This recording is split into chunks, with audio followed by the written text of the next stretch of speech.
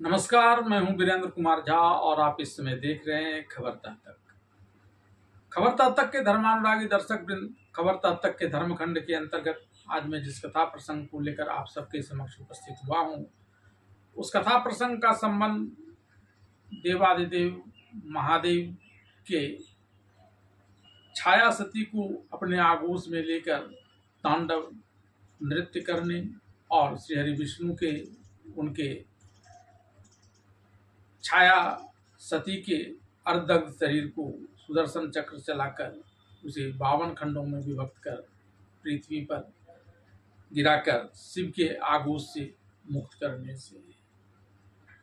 धर्मानुरागी दर्शकों, आपने देखा होगा कि मैं पूर्व में भी इसी घटना को लेकर कई वीडियो बना चुका हूं।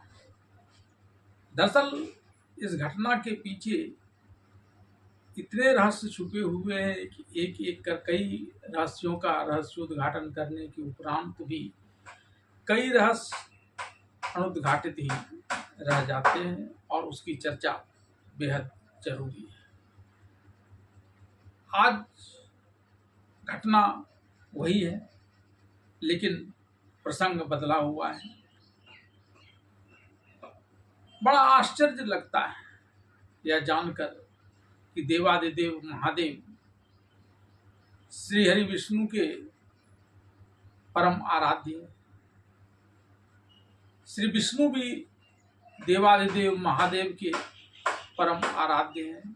और उन दोनों के बीच परस्पर इस प्रकार की घटना घटेगी यह अकल्पनीय है। कहाँ तो इस अवसर पर श्री हरि विष्णु को देवादिदेव महादेव जो अपनी प्रियतमा सती के अपने पिता के घर में आयोजित यज्ञ में हवन कुंड में कूदकर प्राणाहुति देने से भयानक दुख उत्पन्न हो रहा था, उस दुख का वे शमन करने जाते तो कहाँ उन्हें उल्टे और ज्यादा दुख में डाल दिया कि उनके आगोश में जिस छाया सती के शरीर को लेकर वे तांडव नृत्य कर रहे थे उसे काटकर विभक्त कर दिया। यद्यपि यह काम उन्होंने जन कल्याण के लिए ही किए थे, क्योंकि शिव के तांडव नृत्य करने से सकल ब्रह्मांड के चराचर पर भयानक संकट आ गया था। तथापि यह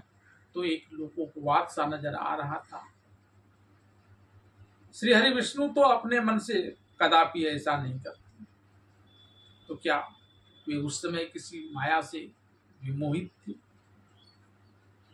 जिस कारण उन्होंने देवादिदेव महादेव के आगोश से सती के अर्धदग्ध छाया शरीर को विभिन्न हिस्सों में काट दिया और जिस कारण उन्हें देवादिदेव महादेव का शाप भी झेलना पड़ा कि वे उसकी ही तरह विराग्नि में जलेंगे और फिर देवादिदेव महादेव जो उनके परम आराध्य हैं वे दुख से चिर समाधि में भी चलेगी। एक बड़ा रहस्य है। इस रहस्य को जानने के लिए आप इस वीडियो के अंत तक बने रहें और आपसे यह निवेदन कि जिन लोगों ने अभी तक खबर तक के इस YouTube या फेसबुक चैनल को सब्सक्राइब नहीं किया है, कृपया वे उसे सब्सक्राइब कर लें और जिन्होंने सब्सक्राइब किया है वे इसे लाइक भी करें, शेयर भी करें, ताकि धार्मिक ग्रंथों के आधार पर बनाए जाने वाले वीडियो का प्रसार ज़्यादा से ज़्यादा लोगों तक हो सके, ज़्यादा से ज़्यादा लोग हमारे धर्म की गहराई को जान सकें।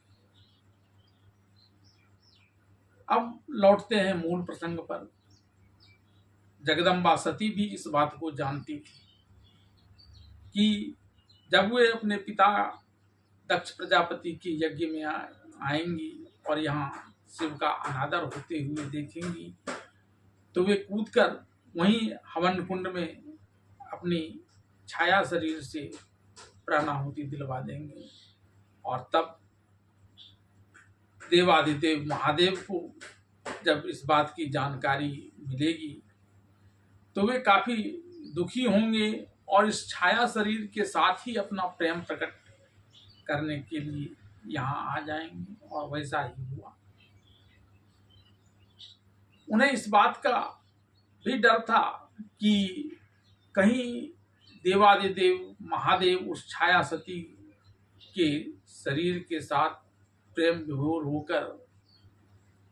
तांडव नृत्य करना न प्रारंभ कर दें, जिससे ब्रह्मांड के सकल चराचर के विनष्ट होने का संकट उत्पन्न हो जाए। लेकिन ऐसा ही हुआ। यद्यपि देवी सती उस समय अंतरिक्ष में मौजूद थी, लेकिन उस अवसर पर वे यहाँ नहीं आ सकती थी। उसके पीछे भी एक रहस्य छिपा था कि पूर्व काल में जब उन्होंने श्रीहरि विष्णु के रामावतार के दौरान उनकी सीता बनकर परीक्षा ली थी, तो देवादिदेव महादेव उससे कुपित